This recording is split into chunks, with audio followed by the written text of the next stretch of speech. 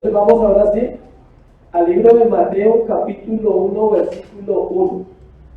Dice la palabra: libro de la genealogía de Jesucristo, hijo de David, hijo de Abraham. Vamos a dejar hasta ahí y vamos a orar. Padre, hoy te damos gracias por este tiempo. Gracias por tu palabra, porque ella es verdad, Señor. Te pedimos que las escrituras sean abiertas a nuestra mente y a nuestro entendimiento por la obra del Espíritu Santo, Señor. Gracias por las dificultades, gracias por todo lo que pasa en esta mañana, y te pedimos que tu nombre sea exaltado, que tú seas glorificado, Dios, y que hoy podamos comprender que el Rey ha llegado, Señor, que tu presencia es real en la tierra y que tú eres el Dios de toda la tierra, Señor. Te damos gracias en Cristo Jesús. Amén y amén. El Rey ha llegado, se llama la enseñanza de esta mañana. El Rey ha llegado.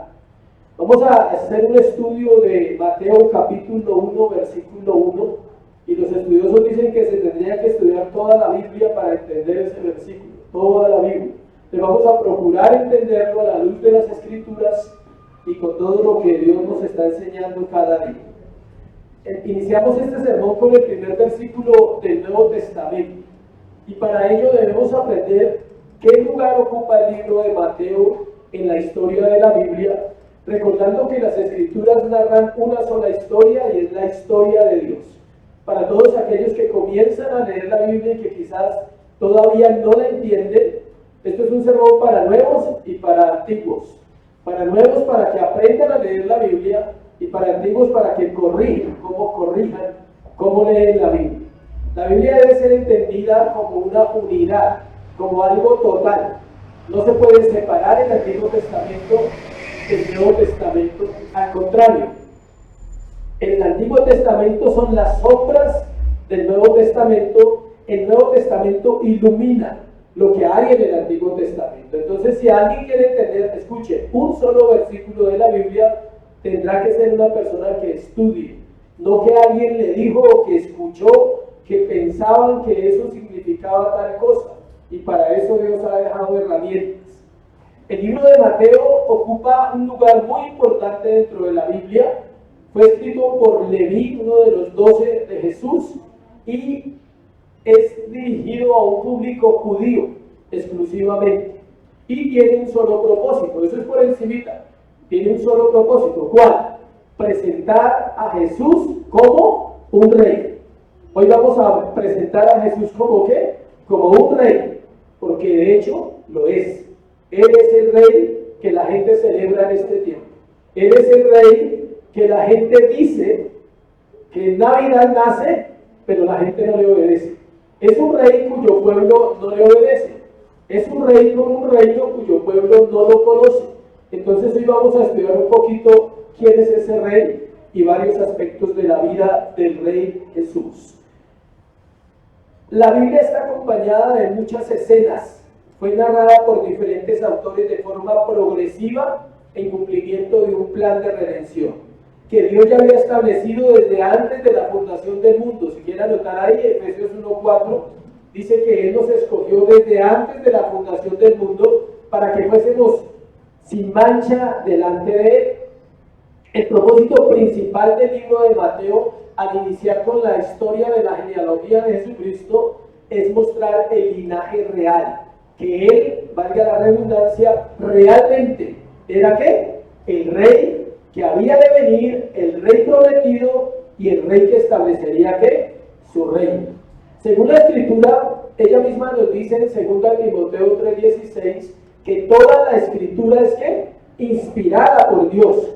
Entonces, si usted duda que Mateo 1, del 1 al 18 es inspirado, o al 17, es porque le da pereza entender las genealogías. Este es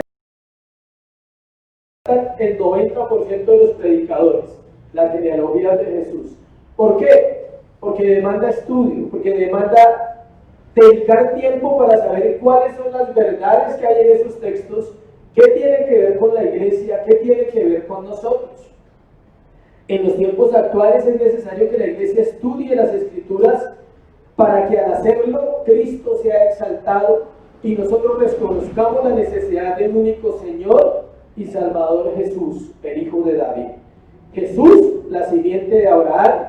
Jesús, quien en la cruz del Calvario es el cumplimiento de las promesas de Dios para su pueblo.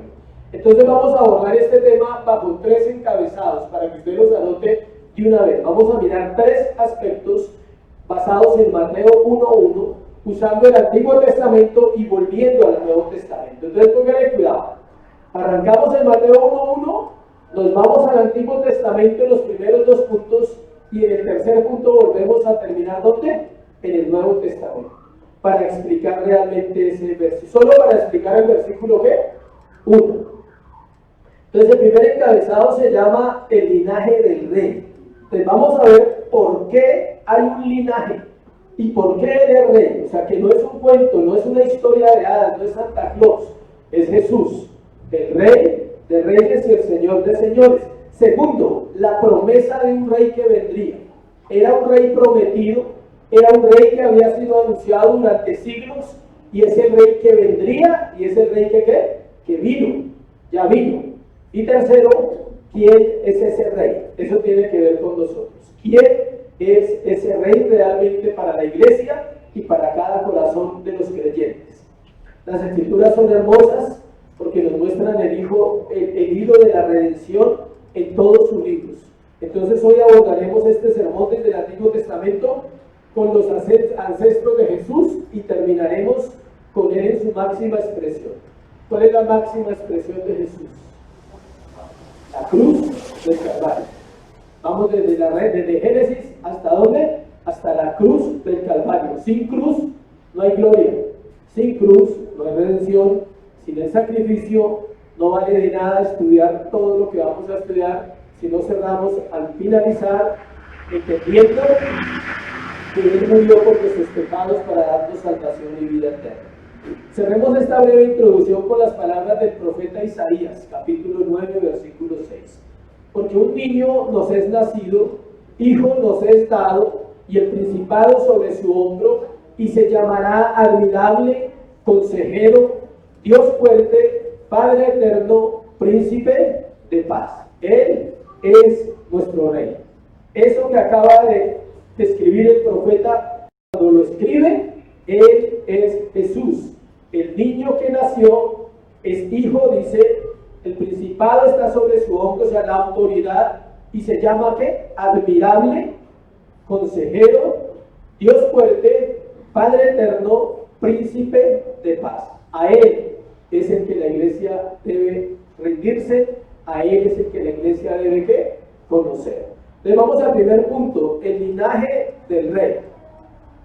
Para encontrar el linaje de un rey, leamos Mateo 1:1 otra vez. Libro de la genealogía de Jesucristo, hijo de David, hijo de ¿quién? De Abraham. Para encontrar el linaje de un rey es necesario rastrear la historia. Escuche, para la cultura judía es tan importante la genealogía que ellos llegaron a tal punto en el libro de Esdras que habían personas que no aparecían en los listados de las genealogías y los sacaban del pueblo. O sea, para ellos es tan importante saber quién era su papá, su mamá, sus abuelos, sus bisabuelos, sus tatarabuelos y sus ancestros, que ellos, Mateo lo que está haciendo es atrayendo a los judíos. Él empieza con algo muy importante para ellos. Ellos viven de eso, ¿sí sabía? De las genealogías. Es su orgullo. Hijo de no sé quién, hijo del rabino, hijo de no sé cuál, y ellos todo el tiempo se jactan aún de su ascendencia, digamos, de esos ancestros que han tenido. Entonces imagínense que alguien se presenta y diga, mi nombre es Josué y soy de la tribu de Leví. Todo el mundo dice, uy, ¿él es familiar de quién? De Aarón. Por eso para ellos es tan importante eso. Cuando alguien dice que es de la tribu de Judá, entonces dicen, uy, más todavía más, ese es de la tribu del Señor, de Jesús. Jesús era de la tribu de Judá. Entonces todos ellos viven bajo unas genealogías y es real, o sea, eso no es solo en la Biblia. Aún ellos están haciendo esa tarea de investigar las genealogías. Entonces, eso le daba importancia a las personas. Otro asunto, En toda monarquía se procura que los herederos al trono fueran de familia real. Eso se ve en las monarquías. Ahí no van a poner al tío, al primo, a no sé quién, al que llegó ayer a la recostado, no, ahí no van a poner a nadie. O sea, ahí van a poner a quién, a los de descendencia real, el hijo del rey, el hijo del rey, y usted lo lee en Reyes todo el tiempo. Y murió fulano de tal, y reinó ¿quién? Su hijo. Y luego dice, y murió ese y reinó su hijo. Israel tuvo 20 reyes y Judá tuvo 8 reyes. 20 por un lado y 8 por otro. 20 malos, 8 más o menos, ninguno bueno. ¿Listo? 20 malos. Y ellos todos eran de descendencia ¿qué? Real. Ahí no apareció el empleado, ahí no apareció nadie. Por eso cuando Abraham dice que si lo iba a heredar un mayordomo, el Señor le dijo, no, yo le voy a dar un hijo. ¿A quién? A Isaac. Antes de ocuparnos de Abraham y David, como dice el texto, ¿a dónde creen ustedes que debemos ir para entender el linaje de Dios? ¿A dónde tendríamos que ir? A Génesis, capítulo 1, versículo 1, para ocuparnos de quién es Él. Antes de ocuparnos de Abraham y David como ancestros de Jesús, es necesario ir más allá. Y para ello vamos a Génesis 1:1. En el principio creó Dios los cielos y la tierra. El término que Moisés está escribiendo en el libro de Génesis para la palabra Dios se llama el Elohim, y significa dioses o Dios en plural. Es decir, que el Hijo de Dios está en Génesis 1:1. Entonces empezamos con algo muy importante. Jesús, el que vino a la tierra y murió por nuestros pecados, ¿es hijo de quién? De Dios. Es el Hijo de Dios, es el unigénito de Dios. Él está en la creación en Génesis 1:1. Allí encontramos al Hijo de Dios por primera vez en las Escrituras. Note que no lo vemos. Y muchos dicen, uy, ¿cómo así? Ahí está Él. ¿Quieres saber dónde está eso también? En Juan 1:1. En el principio era ¿qué? El verbo era con Dios. ¿Qué más dice? Y el verbo era Dios. Jesús es Dios. Y es Dios, escuchen, no por ser hijo de Dios, para que entendamos. Él ha existido por siempre. Él no fue creado. Él ha existido por siempre y es bueno empezar desde ahí. Encontramos entonces el relato de toda la creación. Vamos a ir en orden para rastrear la vida de Jesús en la Biblia. Él está en la creación. ¿Dónde está? Génesis 1:26. Dijo Dios, hagamos al hombre, hagamos en plural, el Padre, el Hijo y el Espíritu Santo. O sea que Dios está en la creación del hombre absolutamente. Y Dios está en la creación de la naturaleza absolutamente. Estoy hablando de Cristo. Cristo está en la creación del hombre, Cristo está en la creación de la naturaleza. Luego llegamos a Génesis 3:15, vamos avanzando un poquito, conocido como el protoevangelio o el primer evangelio. Y ahí es donde empezamos la historia más importante de la simiente de Cristo, de quién es Cristo. Pondré enemistad entre ti y la mujer, entre tu simiente y la simiente suya, esta te herirá en la cabeza y tú le herirás en el calcañar. Vamos acercándonos poco a poco a la vida de un hombre llamado ¿qué? Abraham. Pero Abraham, no Abraham. Vamos a explicar ahorita que primero se llamaba ¿qué? Abraham y luego Abraham. Entonces, en Génesis 3:15 vemos una historia que los estudiosos han dicho que es el versículo más importante de toda la Biblia. Más que Juan 3:16. ¿Génesis qué? 3:15. Porque nos muestra el destino de la raza desde ahí hasta hoy. Y nos muestra un conflicto, una guerra entre dos simientes. Entre la simiente de la mujer, que era ¿quién? Cristo, y todos sus hijos, y la descendencia de Satanás, que también tiene ¿qué? Hijos. Una vez un predicador dijo que una persona se salió de la iglesia porque él dijo que Satanás tenía hijos. No se sabe si era porque era hijo o se molestó. ¿Sí? Algo pasó en la vida de él. pero se salió porque dijeron que Satanás tenía hijos. Pero la Biblia lo dice. Escuchen, le voy a parafrasear o a explicar el versículo. Pondré enemistad, guerra, conflicto entre ti y la mujer. Está hablándole a la serpiente, versículo 14. Está juzgando a la serpiente. En medio de un juicio, desde el versículo 14 al versículo 18, es una escena de juicio. Encontramos gracia y misericordia. Encontramos que Dios envía una promesa para todo el mundo desde esa época hasta hoy a través de su gracia y su misericordia. Y le dice a la serpiente: pondré enemistad entre ti y la mujer, y entre tu simiente y la simiente suya. Esta te irá en la cabeza y tú le dirás en el calcañar. Isaías 7:14 dice: he aquí que la Virgen concebirá y dará a luz un niño, y será grande, dice la Biblia, hablaba de Jesús. La simiente de la mujer es ¿quién? Cristo. Y la simiente de Satanás, la descendencia de aquellos que no conocen a Dios, que se van a perder un día porque nunca glorificaron a Dios, y su destino será separado de Dios para siempre. Ahora lleguemos hasta capítulo 11, versículo 26, y vamos ahora sí a entrar en el primer ancestro. Antes de entrar en Abraham, note que en la tierra solo hay dos tipos de personas, y para esos dos tipos de personas solo hay dos destinos, no hay más. Aquí no hay 3 ni 4, ni ahí todos los caminos conducen a Roma, no existe. O sea, solo hay dos tipos de personas: los hijos de Dios, los hijos del adversario, la salvación y la condenación. No hay nada más. Y aclaro que la Biblia no es un libro condenatorio, es un libro ¿qué? De enseñanza, de ejemplos, de historias. Juan dice, y Pablo dice, que todas esas cosas se escribieron ¿para qué? Para nosotros. Alguien decía: la Biblia no es un libro para nosotros. Escuche, es un libro ¿qué? De nosotros. Él está narrando la historia desde Génesis a Apocalipsis de los hombres, de su actuar, de su manera de vivir, de su manera de pensar, algunas veces alineados con Dios, otras veces ¿qué? Contrarios a Dios. Eso es lo que está diciendo la Biblia. Génesis 11:26, para continuar nuestro rastreo de la genealogía de Jesús. Tare vivió 70 años y engendró a Abraham, a Nacor y a Harán.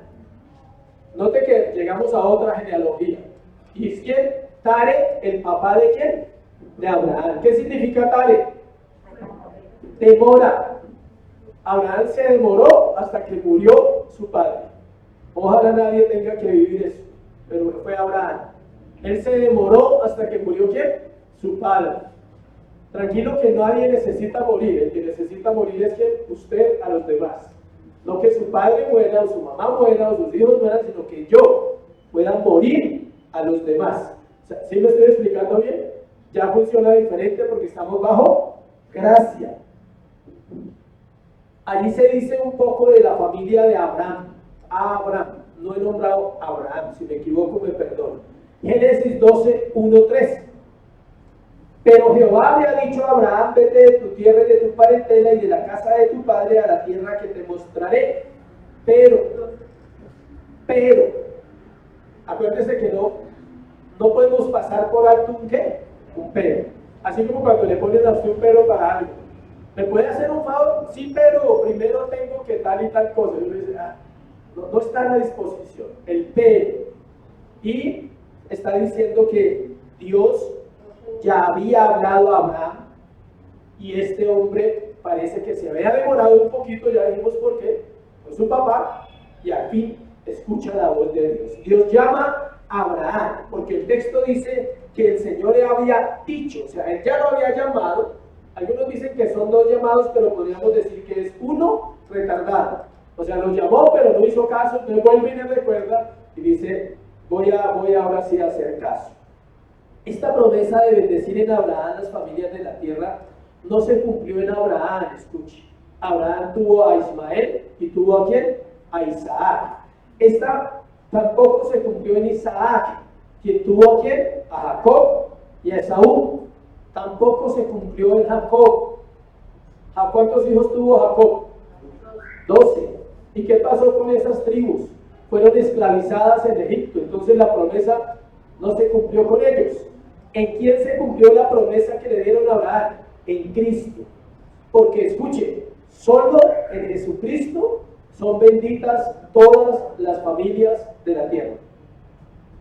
Ahí hay algo que explicar, ¿no? Dice, y usted acaba de decir que unos se van a perder. Sí, pero Dios bendice en la tierra a mucha gente, aunque se pierda. ¿Qué quiere decir eso? Que la bendición no está basada en cómo viva usted, ni qué logros tenga en esta tierra. La verdadera bendición está en saber que Él es mi Salvador, que Él es mi Señor, que al traspasar la muerte un día entraré con Él y la muerte ya no tendrá poder sobre nosotros y podemos estar eternamente y para siempre con el Señor. Miremos Gálatas 3:8 para ver el cumplimiento de esa promesa que Dios le da a Abraham en Génesis 12. Gálatas 3:8, mire lo que dice. Y la escritura, ¿sí ve? La escritura, ¿sí lo están leyendo? ¿Lo tienen ahí? Y la escritura, ¿cuál escritura? ¿Quién levanta la mano? A ver, puede participar. ¿A cuál escritura se refiere? Obvio, al Antiguo Testamento, porque el Nuevo no había sido escrito. Cuando usted lee el Nuevo Testamento, ¿usted cree que él ya había sido escrito cuando usted lee esas historias? No, apenas ellos lo redactaron, pero en ese momento el Nuevo Testamento no había sido terminado. ¿Listo? Entonces, la escritura se refiere a ¿qué? Al Antiguo Testamento. Dice, la escritura previendo que Dios había de justificar por la fe a los gentiles, dijo de antemano la buena nueva a Abraham, diciendo, en ti serán benditas ¿qué? Todas las naciones. Dice, de modo que los de la fe son bendecidos por el creyente Abraham, porque todos los que dependen de las obras de la ley están bajo maldición. Maldito todo aquel que no permanece en todas las cosas escritas del libro de la ley. Y nos lleva hasta el 13. Cristo nos redimió de la maldición de la ley, hecho por nosotros maldición. Note que en Cristo se cumple la promesa ¿de quién? De Abraham. Entonces tenemos un rey porque es hijo de Dios. Tenemos es un rey porque es hijo de Abraham, que es el hombre del pacto. Génesis 15, versículo 4 al 5. Dice, luego vino a él, ¿a quién? A Abraham, la palabra de Jehová diciendo, no te heredará sino un hijo tuyo será el que te heredará. Y lo llevó fuera y le dijo, mira, ahora los cielos y cuenta las estrellas y las puede contar. Y le dijo, así será tu descendencia. Encontramos la promesa de Dios a Abraham, que engendraría un hijo, y que en ese hijo se cumpliría ¿qué? La promesa. Y a Isaac le dicen lo mismo, y a Jacob le dicen lo mismo, y por toda la Biblia están diciendo lo mismo hasta donde llega ¿quién? Cristo. Cuando llega Cristo es el cumplimiento de las promesas. Génesis 17, encontramos el pacto de Dios con Abraham, y es aquí donde Dios le cambia el nombre por Abraham. Escuchen, lo primero que hace un rey cuando gobierna una nación es cambiar el nombre. ¿Sí sabía que los reyes conquistaban las naciones y les cambiaban el nombre a la ciudad? Y eso hace Dios con una persona. Lo primero que Él hace es traerlo a la salvación y le cambia el nombre. No el nombre suyo, sino el nombre en su naturaleza. O sea, ya no es ladrón, sino ahora es trabajador. Ya no es amargada, sino que ahora es feliz, alegre, llena de gozo, ¿sí? Ya no es la gritona, sino la pasiva, o sea, la pacífica, ¿sí? Ya no es el inmoral, sino el santo, el hombre que no mira, que no codicia, que aprende a mirar, que aprende a vivir. Eso hizo Dios con Abraham. Le cambió ¿qué? El nombre. Se llamaba Abraham y significaba padre enaltecido, porque su papá era un pagano. Adoraban a la luna y al sol. Y Dios le tiene que cambiar su naturaleza para hacer un pacto con él, una obra que prevalecería y permanecería para siempre. Es aquí donde Dios le cambia el nombre a Abraham. Versículo en Génesis 22, vemos el nacimiento de Isaac, y encontramos un acto que nos muestra a Cristo como el cordero que vendría a morir como sacrificio por el pecado del pueblo de Dios. Es decir, la descendencia espiritual de Abraham. Mire lo que digo en versículo 17 y 18 de Génesis 22. Versículo 13. Entonces alzó Abraham sus ojos y miró, y he aquí a sus espaldas un carnero trabado en un zarzal por sus cuernos. Y fue Abraham y tomó el carnero y lo ofreció en un holocausto en lugar de su hijo. Note que él va a ofrecer a Isaac como sacrificio. Dios le dije, dame a tu hijo, a tu primogénito. Y él lo va a matar, y en el momento en que lo va a matar, un ángel le dice, no extiendas tu mano contra él. Y él dice, el hijo ya le había preguntado, si usted lee antes, el hijo dice, aquí está la leña y el fuego, y dice, ¿y dónde está el cordero? ¿Dónde creen que estaba el cordero? En Cristo. Él es Cristo, el cordero. Ahí la revelación de Cristo para Abraham. Y él dice, ¿qué le respondió Abraham a su hijo? Dijo, Dios se proveerá. ¿Dios se qué? Proveerá de un sacrificio. Dejémoslo hasta ahí, hasta Abraham. Entonces, Dios, Jesús, es rey porque es el Hijo de Dios que estuvo en la creación. Jesús es rey porque es el prometido en Génesis 3:15, la promesa de la simiente. Jesús es rey porque viene del linaje de ¿quién? De Abraham. Ahora pasemos al otro hombre que nombran ahí en el Mateo 1:1. ¿Se llama quién? David. Sin antes nombrar, antes de entrar en David, es bueno que usted sepa una cosa. Mateo capítulo 1 se ocupa de las 4 etapas más importantes de la Biblia. 1, la etapa de Abraham. 2, la etapa de David.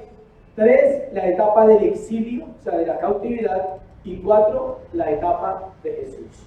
Son las 4 etapas de la Biblia más importantes y el orden en que ellas van. El versículo 1 nos lleva también a David. Usted está en Mateo 1:1, allá estamos todavía. Ahora nos vamos a un hombre llamado ¿qué? David.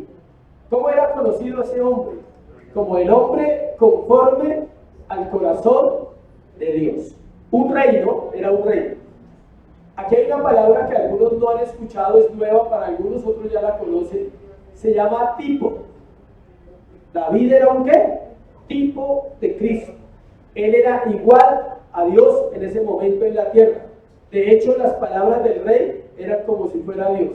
Si él decía que alguien moría, lo mataban. Si él decía que alguien vivía, vivía. Y el rey determinaba todas las cosas. Este rey fue el hombre con el cual Dios hizo un pacto, al igual con Abraham, y le dio la promesa que de su descendencia vendría un rey que gobernaría para siempre. Segunda de Samuel, capítulo 7. Segunda de Samuel, capítulo 7. Vamos al pacto davídico, se llama, y el otro se llama el pacto abrahámico. Pacto abrahámico, pacto ¿qué? Davídico. Las iglesias bíblicas predican la Biblia. Nunca piensan si la gente es nueva o lleva muchos años, porque la Biblia es fácil de entender cuando ella se explica bien. Cuando la Biblia se predica correctamente, cualquiera, un niño de 5 años puede entender la historia. Y una persona que llega hoy por primera vez puede entender también la historia. Entonces, segunda de Samuel 7, del 12 al 14. Cuando tus días sean cumplidos y duermas con tus padres, estamos hablando de David, yo levantaré después de ti a uno de tu linaje, el cual procederá de tus entrañas, y afirmaré su reino. Escuche, edificará casa a mi nombre, y yo afirmaré para siempre el trono de su reino. Usted lo lee y dice, no, está hablando de Salomón. No. ¿Por qué? Porque Salomón era temporal. Pero es sí y no. En la Biblia hay respuestas así. Sí y no. Sí está hablando de Salomón en primera instancia, pero cuando le pone este pedacito que dice, yo afirmaré para siempre el trono de su reino. No era el reino de Salomón, era el reino de ¿quién? De Cristo. Escuche, ya fue establecido. Está en la tierra. O tú haces parte de él o no haces parte de él. Reino de luz, reino de ¿qué? Tinieblas. Reino de Dios, reino de Satanás. Esto es una cuestión de ¿qué? De reinos. Es una cuestión de reyes. No porque el diablo sea un rey, sino porque Dios es un rey. Y Cristo es un rey, es una cuestión de realeza.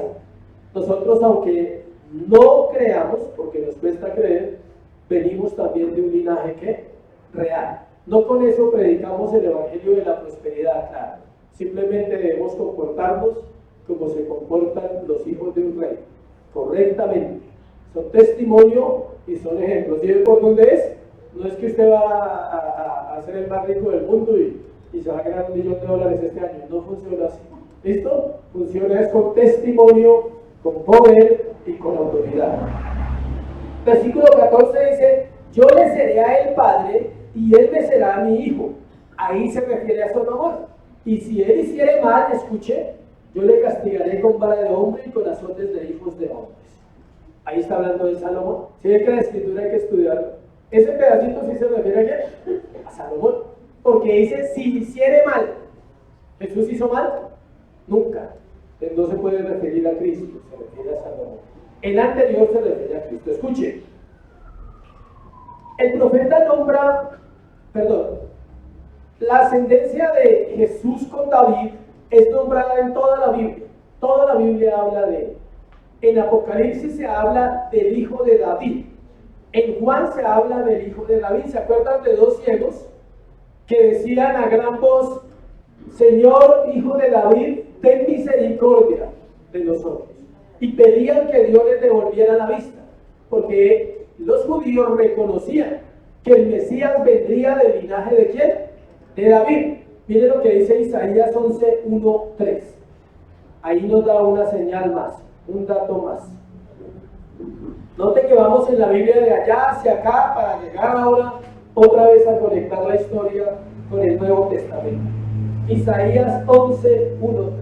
Saldrá una vara del tronco de Isaí. ¿Quién es Isaí? El papá de David. Y un vástago. Note cómo llaman a Jesús, al rey, ¿no? Es un rey. Pero el profeta dice: un vástago retoñará de sus raíces, o sea, se levantará de las raíces. Ese es Cristo. Ese vástago que retoñará, pero mire lo que dice, porque es Cristo. Reposará sobre él espíritu ¿de quién? De Jehová, espíritu de sabiduría, de inteligencia, de consejo, de poder, de conocimiento y de temor de Jehová. Y mire, le hará entender diligentemente en el temor de Jehová. No juzgará según la vista de sus ojos, ni arguirá por lo que oigan sus oídos. Jesús nunca juzgó por lo que veían sus ojos, ni por lo que oían sus oídos. Él es Dios. El libro de Juan dice que él conocía ¿qué? Los corazones, que él no tenía necesidad que nadie le dijera qué había en el hombre, porque él conocía lo que había en el hombre. El profeta Isaías nos da la promesa que ese descendiente de David, de la tribu de Isaí, del linaje de Isaí, obvio el papá de David, sería el Mesías. Jesús es el hijo de David. Nunca se le olvide eso. Él es el hijo de David. Es uno de los títulos de él. Vamos a Mateo capítulo 15, versículo 22. Ya nos vamos hacia el Nuevo Testamento. Por ahorita volvemos al Antiguo. Mateo 15, 22. He aquí una mujer cananea que había salido de aquella región clamaba diciendo: Señor, hijo de David, ten misericordia de mi hija, es gravemente atormentada por un demonio. Una gentil sabía que él era el hijo de David. Ella clamaba al hijo de David. Ya les dije que los dos ciegos que clamaron por un milagro le llaman igual: Señor, hijo de David. Veámoslo en Mateo 20:30 para que lo tenga ahí como referencia. Mateo 20:30.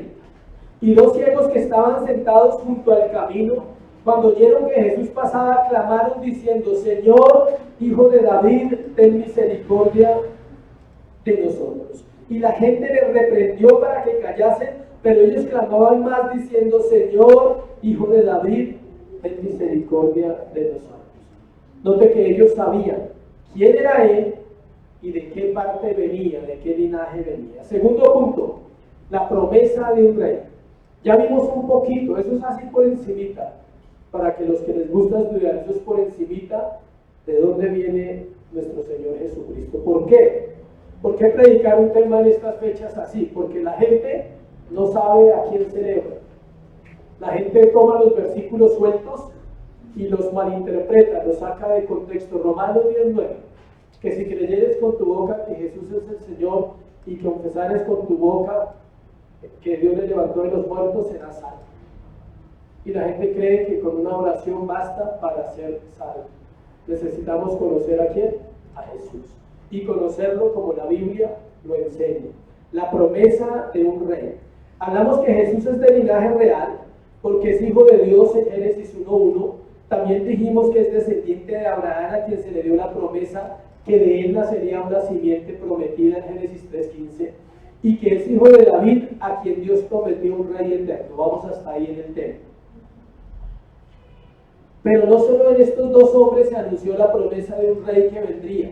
Las Escrituras nos enseñan que él era y es el que había de venir, quien libertaría a su pueblo. Para completar esta parte, vamos otra vez a la vida del profeta Isaías, capítulo 9, versículos 6, 7, que fue el que leí al principio. 9, 6, 7. Isaías, capítulo 9. Mire lo que dice: porque un niño nos es nacido, hijo nos es dado, el principado sobre su hombro, y se llamará su nombre, ¿qué? Admirable, consejero, Dios fuerte, Padre eterno, príncipe de paz. Lo dilatado de su imperio y la paz no tendrán límite, no se refiere a un rey humano, sobre el trono de David y sobre su reino, disponiéndolo y confirmándolo en juicio y en justicia desde ahora y para siempre. El celo de Jehová de los ejércitos hará esto. El profeta está hablando en el capítulo 9 del nacimiento del reinado del Mesías, lo que celebran en este tiempo la humanidad. El mundo no sabe a quién celebra.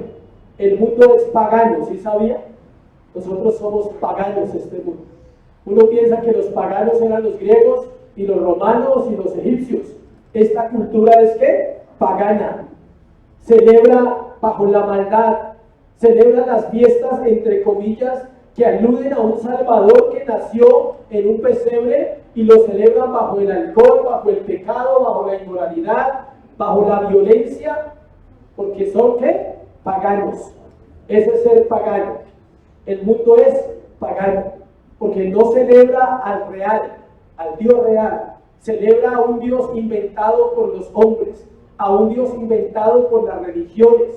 La Navidad fue un invento de la religión de los papas en el año 1900 y pico, cuando ellos decidieron, 1400, un papa le mandó una carta a otro papa, lo compartí el año pasado me parece, y le dijo que por qué no celebraban una fiesta, porque el día 25 de diciembre celebran una fiesta los paganos en Europa y querían hacer algo similar con el Dios ¿qué? Verdadero. Pero la verdadera Navidad o el verdadero nacimiento de Jesús es en el corazón de los hombres. Es en aquellos que Él un día llamó y escogió para salvación. Y eso estaba ¿qué? Prometido. Mire el versículo 1 de Isaías 9. Mas no habrá siempre oscuridad, iglesia, para la que está ahora en angustia, tal como la aflicción que le vino en el tiempo que livianamente tocaron la primera vez a la tierra de Zabulón y a la tierra de Neftalí, pues al fin llenará de gloria el camino del mar, de aquel lado del Jordán, en Galilea de los gentiles. ¿Cómo se mastica ese verso? Vaya a Mateo 4:16 y veamos que se cumple ese en Jesús. Allá se cumple. Mateo 4:16. Exactamente, escuche. Tenemos a un Salvador que vive lo que el profeta está diciendo en Isaías 9, versículo 1, en Mateo 4:16 dice, leamos desde el 14, desde el 13, Mateo 4:13, dejando a Nazaret vino a habitó en ¿dónde? En Capernaum, una ciudad marítima en la región de ¿dónde? De Zabulón y de Neftalí, las mismas que nombra el profeta. Note que ese día se cumple la palabra. ¿Vino quién? La luz. La luz del mundo vino a los gentiles. La luz del mundo vino a los pecadores en el cuerpo de Jesús. Se llama Cristo. Dice, y dejando Nazaret, para que se cumpliese lo dicho por el profeta Isaías cuando dijo: la tierra de Zabulón, tierra de Neftalí, camino del mar al otro lado del Jordán, Galilea de los gentiles, el pueblo asentado en tinieblas vio gran luz, los asentados en región de sombra de muerte, luz le resplandeció. Desde entonces comenzó Jesús a predicar y a decir: arrepentíos, porque el reino de los cielos se ha acercado. Si ve el cumplimiento de la profecía de Isaías en Mateo 4, versículos 13 al 16, Él es el Rey prometido. Ahorita le explico por qué Jesús llega a Mateo 4, por qué Jesús está ahí, porque Jesús es el segundo Moisés, el segundo libertador. El primero vino a libertar a Israel, el segundo viene a libertar ¿a quién? A su iglesia, a su pueblo, a traer redención, y hace los mismos pasos que hace Israel en el desierto. Israel es llevado al desierto, Jesús es llevado al desierto, Jesús es levantado en el desierto en Éxodo y Jesús es levantado en el desierto en Mateo. Y ahora Jesús está dando los mismos pasos que dio Israel en el Antiguo Testamento, porque Él es el Israel verdadero. Él cumple lo que Adán no pudo cumplir, Él cumple lo que Israel no puede cumplir, Él cumple lo que usted y yo no podemos cumplir. En Él se cumplen todas las promesas de reinado de un Mesías. Cuando el Señor Jesús salió del desierto es que llega allí, a Mateo 4:16. Luego en versículo 6-7, pues vamos a Isaías capítulo 9, describe la grandeza del Mesías como un rey, el cual su reino es eterno y para siempre. No está hablando de ningún rey humano, está hablando de un rey, ¿quién? El Mesías. Cerremos este punto con una cita del profeta Miqueas, capítulo 5, versículo 2, para seguir llegando a donde vamos. Miqueas, capítulo 5, versículo 2, que también esta cita es usada por Mateo. Dice, ya lo tienen, Miqueas 5, 2. Pero tú, Belén, Éfrata, pequeña para estar entre las familias de Judá, de ti me saldrá el que será Señor en Israel, y sus salidas son desde el principio, desde los días de la eternidad. Él es el Rey eterno. Y miremos Mateo 2:6 para estudiar ese pedacito. Mateo 2, versículo 6. Dice: y tú, Belén, de la tierra de Judá, no eres la más pequeña entre los príncipes de Judá, porque de ti saldrá un guiador que apacentará, ¿qué? A mi pueblo Israel. Según las Escrituras, Jesús no es solo de linaje real, sino que es el Rey prometido por los profetas, y lo que está diciendo aquí Miqueas es que él nacería en una ciudad llamada ¿qué? Belén. ¿Dónde nació Jesús? En Belén. En pobreza, en escasez. ¿Por qué nació así? Ahorita lo vamos a mirar. ¿Por qué él nació así? ¿Por qué siendo un rey no podría nacer diferente? ¿Por qué siendo lo que era no podía haber tenido un nacimiento mejor? Hay una razón y un motivo y lo vamos a mirar. Tercer punto, ¿quién es ese rey? Entonces, ¿es de linaje real? ¿Está claro? Con que usted aprenda esas cosas hoy es suficiente. Que Jesús es de linaje real. Segundo, que Jesús es el Rey prometido en las Escrituras. Y tercero, ¿quién es ese Rey? Terminemos este tiempo hablando de quién es el Rey prometido para nosotros. Y para ello, vamos al Nuevo Testamento, a Mateo capítulo 1, y continuemos la historia de la genealogía del versículo 18. Mateo 1, 18. El nacimiento de Jesucristo fue así, escuche. Estando desposada María su madre con José, antes que se juntasen se halló que había concebido del Espíritu Santo. José su marido, como era justo, no quería infamarla, quiso dejarla secretamente. Pensando él en esto, de aquí un ángel del Señor le apareció en sueños y le dijo: José, ¿hijo de quién? De David. Note que José, aunque no es el papá original, tenía que ser de la tribu de quién? De la misma tribu, es hijo de David. María también era hija de quién? De la misma tribu. Los dos eran de la misma tribu. Dice: no temas recibir a María tu mujer, porque lo que en ella es engendrado del Espíritu Santo es, y este es el verso, y dará a luz un hijo, y llamará su nombre Jesús, porque él salvará a su pueblo de sus pecados. Terminamos este punto, vamos a terminar esta parte con 3 puntos, y vamos a mirar algo. Encontramos aquí luego de la genealogía de Jesús, Mateo nos narra acerca del nacimiento y en el versículo 21 nos da el primer punto que vamos a mirar. Y se llama, Él es el Salvador de su pueblo. Él es el Salvador de su pueblo. Entonces pregunta, ¿quién es ese rey? El Salvador de su pueblo. Qué importante saber que Jesús no es una historia navideña. No es un hombre cualquiera, Él es el Salvador del mundo. Siempre surge la pregunta, ¿Salvador de qué? O sea, ¿de qué nos salva? El versículo lo dice claramente, versículo 21 parte B dice, porque Él salvará a su pueblo ¿de qué? De sus pecados. El versículo dice que Él salvará al pueblo no de problemas fáciles, sino de un problema llamado ¿qué? Pecado. Se ha pensado que el cristianismo es solo un cambio, escuche, dejar las cosas malas que pensamos y pensar cosas buenas. Pero ¿cuán lejos estamos de la verdad al pensar así? Algunos creen que el cristianismo es una cuestión de conducta y comportamiento.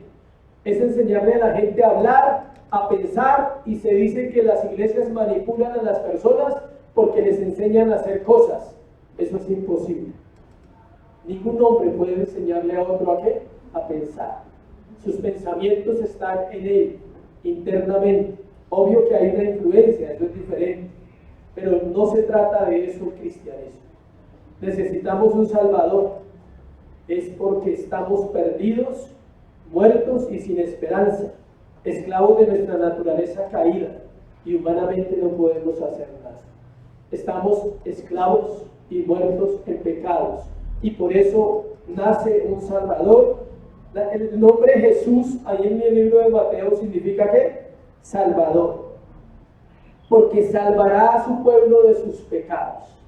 Prácticamente lo que el rey vino a hacer era establecer un reino donde las personas pudieran vivir bajo los parámetros que ha establecido en su palabra, lo mismo que hizo con Israel. Les dio la ley y les dio leyes, y les dijo: cuando ustedes entren a las naciones donde van a ir, no hagan como ellos hacen. Y ahora en el Nuevo Testamento nos dice: de modo que si alguno está en Cristo, nueva criatura es. He aquí las cosas viejas pasaron, las cosas viejas pasaron, he aquí todas son hechas ¿qué? Nuevas. Lo que Dios está diciendo es que solo Jesús puede salvar del pecado a la humanidad. Segundo, versículo 23. He aquí una virgen concebirá y dará a luz un hijo y llamará su nombre ¿qué? Emanuel, que traducido es Dios con nosotros. Mateo está citando al profeta Isaías capítulo 7 versículo 14. No vamos a ir hasta allá, solo para que lo sepan. Dios podría habernos salvado de lejos, ¿sí sabía? Note el nombre, Emanuel, Dios con nosotros. Qué curioso que Mateo empieza así, ¿no? En el capítulo 1. Y si usted va al capítulo 28 de Mateo, la última parte dice: he aquí, yo estoy con vosotros todos los días hasta el fin del mundo. Lo cual nos muestra que Mateo tenía una intención: presentarnos a un rey, pero presentarnos a un rey personal, a un rey al cual todos nosotros tenemos acceso y podemos venir confiadamente y decirle: Señor, tú eres mi rey, tú eres mi Salvador. Solo una palabra de Dios bastaría, escuchen, para salvarnos. No necesitaba ir a la cruz, no necesitaba morir.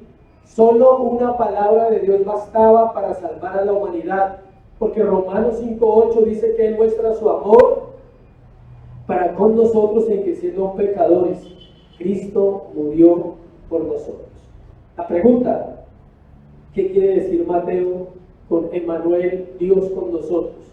Que la intención de Dios no era solo salvarnos. Él podía haber dicho: salvo a 50,000 de esa generación y listo. salvo. Pero esa no era la intención de Dios.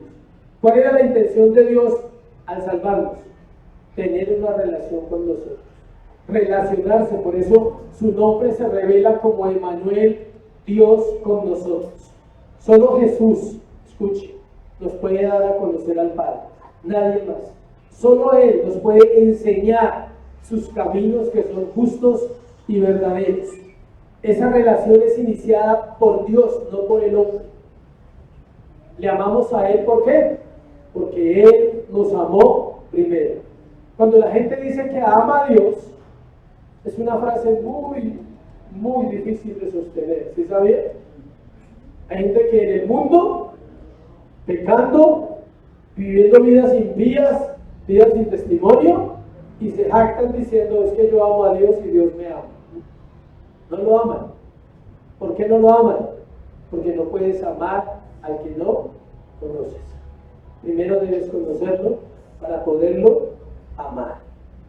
Esta relación que Dios hace con nosotros, Emmanuel, es por medio del Espíritu Santo, quien es el que nos enseña todas las cosas, nos guía, nos consuela y aplica toda la obra de salvación en el creyente. Tercero y último.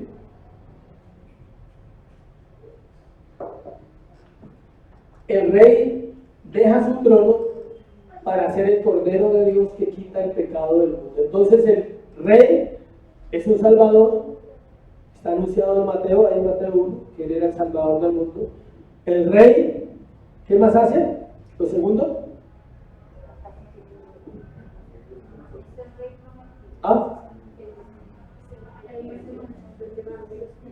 Es Dios con nosotros porque tiene una relación con su pueblo. Y tercero, Él es el Cordero de Dios que quita el pecado del mundo. Juan 1:29.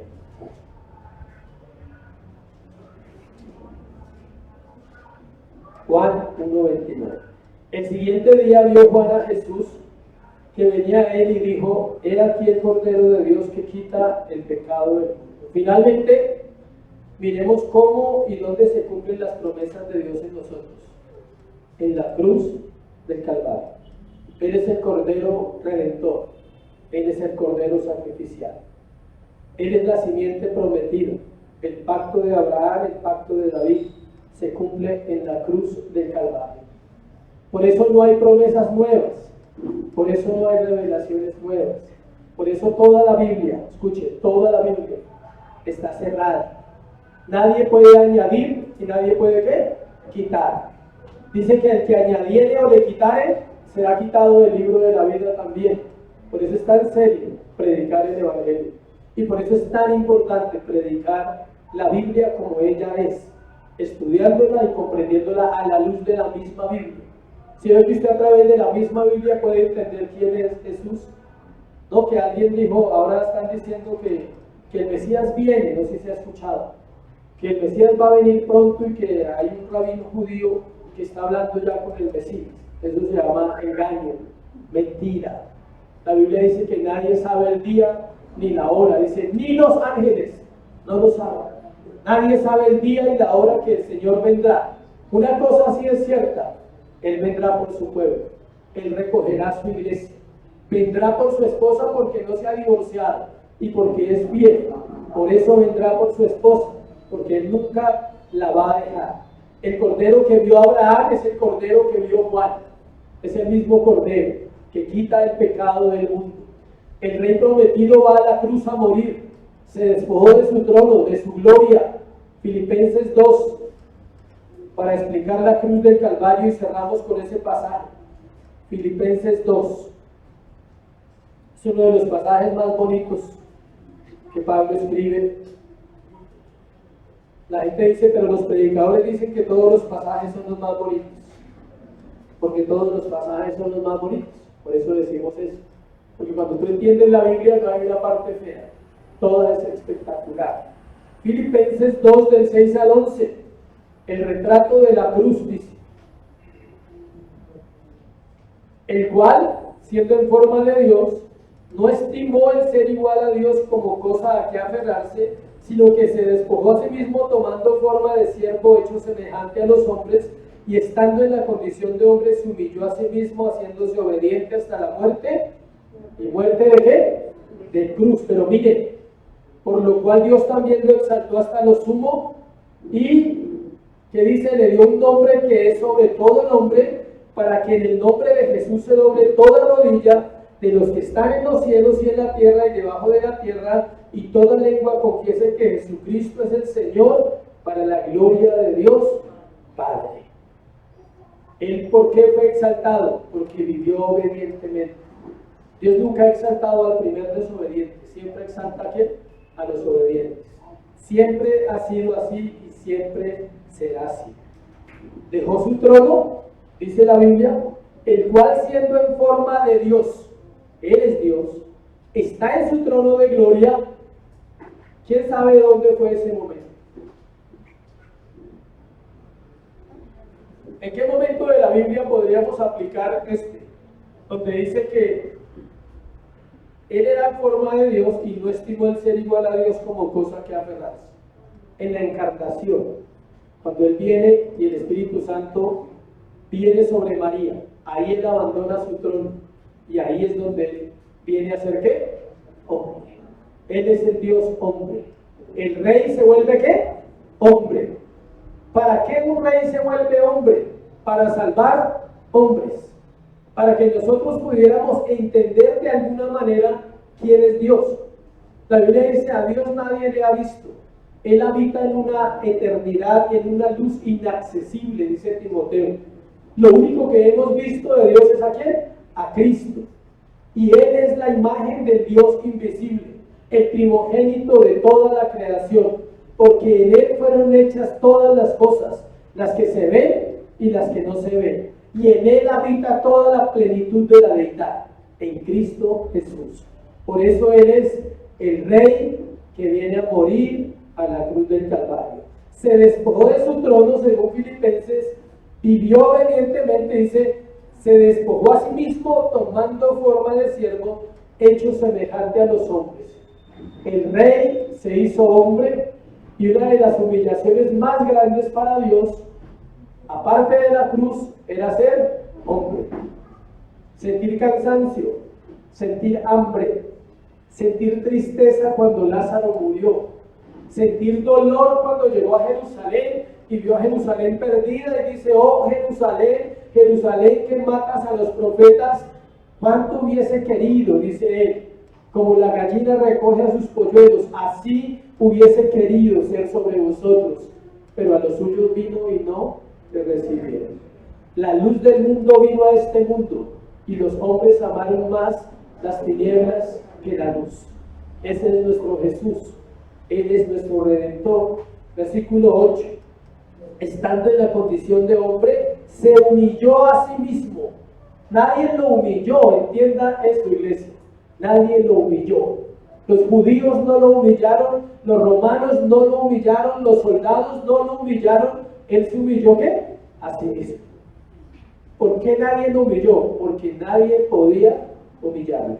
Él es Dios. Y nadie puede humillar a Dios. A veces se nos olvida, ¿cierto? Que Jesús es Dios y que nadie puede humillar al verdadero Dios. Nadie lo puede humillar. A otro Dios falso sí se puede humillar, porque se le pide algo y no puede hacerlo. Entonces es humillado. Pero el verdadero Dios no puede ser humillado. Él tenía que humillarse ¿qué? A sí mismo, haciéndose obediente hasta la muerte y muerte de cruz. Si nosotros nos dijeran que nos van a matar mañana, pero que no nos matan si obedecemos algo, creo que lo haríamos. Si usted le dice, mañana lo vamos a matar, pero tiene que hacer tal y tal cosa, estoy hablando de lo normal, ¿sí? Tiene que leer la Biblia y orar. Ah, bueno, voy a hacer.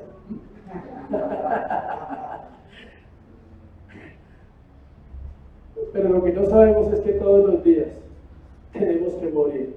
Mañana no nos van a matar, pero voluntariamente también tenemos que morir. ¿Dónde? Él se humilló ¿qué? A sí mismo.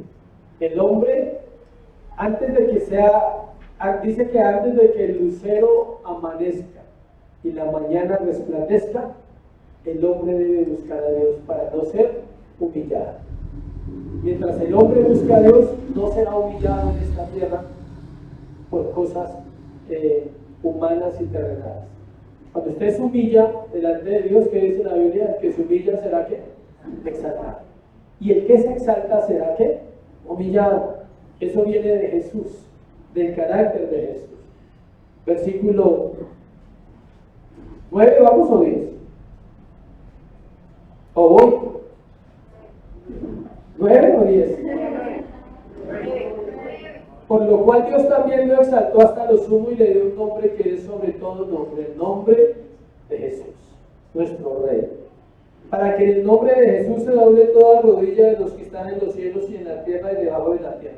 Siempre que leo ese versículo, durante años quería entender qué significaba debajo de la tierra. ¿Sí saben qué significa? Todos los muertos, todos los que quedaron debajo de la tierra un día, se levantarán, salvos y no salvos. Los salvos se postrarán, escuchen, en agradecimiento, y llorarán ese día y le dirán: gracias por tu misericordia, gracias por tu amor. Estoy aquí porque tú me amaste, estoy aquí porque tú me salvaste. El día que esta escritura, esta no se ha cumplido, ¿sí sabía? Hay cosas de la Biblia que no se han cumplido, esta es una de ellas. Para que en el nombre de Jesús se doble toda rodilla de los que están en los cielos, o sea que hay gente en los cielos. Dice, de los que están en la tierra y debajo de la tierra. O sea que habrá gente allá, habrá gente acá y habrá gente que resucitará. Pero todos, sin excepción, se van a postrar. Unos para decirle gracias, otros para clamarle, escuche, el lloro y el crujir de dientes y decirle: Rey, ten misericordia de nosotros. Dios, ten misericordia de nosotros. Muchos clamarán, pero ya no habrá tiempo. El tiempo es acá. El tiempo de redención es cuando ahora, dice la Biblia. Si oyeres hoy su voz, no endurezcáis tu corazón, como Israel lo hizo en el desierto y quedó postrado. Eso es lo que está diciendo Filipenses, versículo 10. Y toda lengua confiese que Jesucristo es el Señor, para la gloria de Dios Padre. Toda lengua confesará su señorío. Salvos y no salvos. Unos dirán: Señor, tú eres santo, santo, santo. Y por la eternidad dirán eso, diremos eso: santo, santo, santo es el Señor. Y otros por la eternidad clamarán y nunca serán oídos. ¿Sí saben? Ellos clamarán eternamente misericordia, pero nunca serán oídos. Pónganse sobre sus pies. Vamos a orar, a darle gracias a Dios por este tema. Padre, gracias por tu palabra, gracias por tu verdad, Señor. Te pido que seas tú poniendo en el corazón de la iglesia la enseñanza que tú querías traer esta mañana. Que tú eres el Rey, que no hay nadie como tú, Señor, en esta tierra. Que no daremos la gloria a nadie, Dios, como congregación y como pueblo tuyo.